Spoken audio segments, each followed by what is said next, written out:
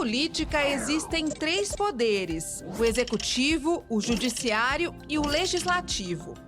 O executivo é exercido por prefeitos, governadores e pelo presidente da República.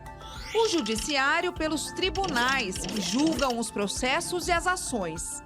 E o legislativo por senadores, deputados e vereadores.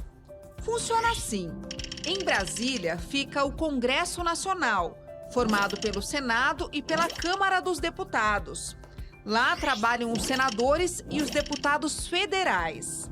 Nos estados ficam as assembleias legislativas, onde trabalham os deputados estaduais. E nas cidades ficam as câmaras de vereadores, que fazem as leis mais próximas do nosso dia a dia. Todo município tem uma câmara.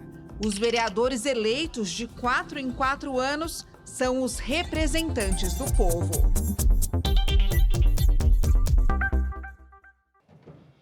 A propaganda política no rádio e na TV começou ontem e vai até o dia 3 de outubro. Muito disputado pelos partidos, segundo a segundo, o horário eleitoral é uma grande oportunidade para que os candidatos apresentem suas propostas para os eleitores.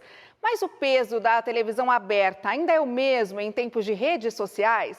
Como o eleitor pode aproveitar estes momentos para decidir seu voto? Para nos ajudar nessas questões, nós recebemos hoje no Câmara Viva o professor de Gestão de Políticas Públicas da USP, Pablo Hortelado.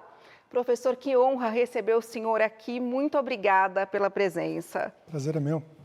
Vamos lá, professor. Afinal de contas, a propaganda eleitoral no rádio e na TV ainda é relevante numa eleição? É extremamente relevante. Nas últimas eleições municipais, que é o que a gente tem como ponto de comparação, 1/3 dos televisores estava ligado durante a propaganda eleitoral gratuita. Esse nível de acesso ao público é muito difícil da gente conquistar pela internet. Mesmo com os avanços da tecnologia, com a mudança de paradigma, a gente está vendo mais internet do que televisão hoje em dia, mas na internet nossa atenção é dividida em muitas mídias sociais, programas, websites, e na televisão ela é muito mais concentrada.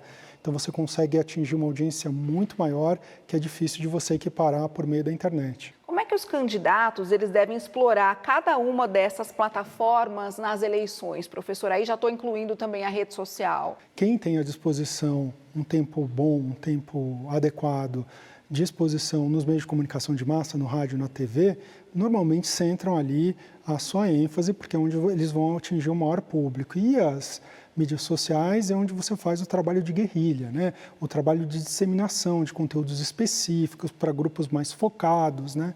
Agora, os candidatos que têm pouco tempo de TV, porque eles são candidatos pequenos, de partidos pequenos, aí eles podem optar pelo caminho da internet e tentar, por meio de uma estratégia de viralização, ir atingindo um público maior.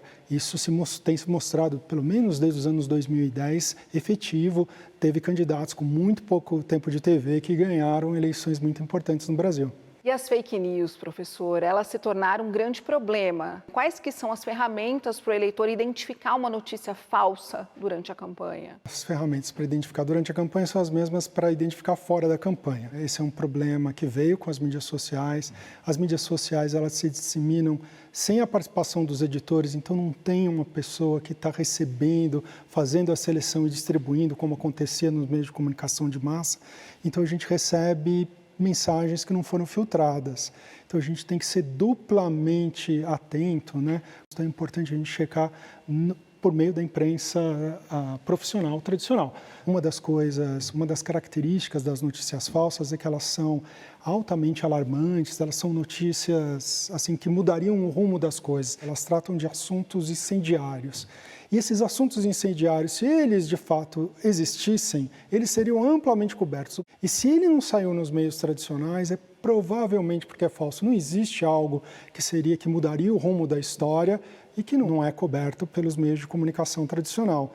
Então, se você vê um fato novo, perturbador, que muda os rumos da história, que não foi coberto, pode desconfiar que provavelmente é falso. Agora, professor, como é que a gente pode fazer um bom uso dessa propaganda eleitoral? No que a gente deve prestar atenção para fazer uma escolha consciente? Acho que tem que prestar atenção na plataforma, né? As eleições, Idealmente, elas deveriam ser menos uma escolha da simpatia dos candidatos e mais uma escolha das plataformas. Então, entender quais são as plataformas, quais são os programas, seja dos candidatos a prefeito, seja dos candidatos a vereador, deveria orientar nossa escolha.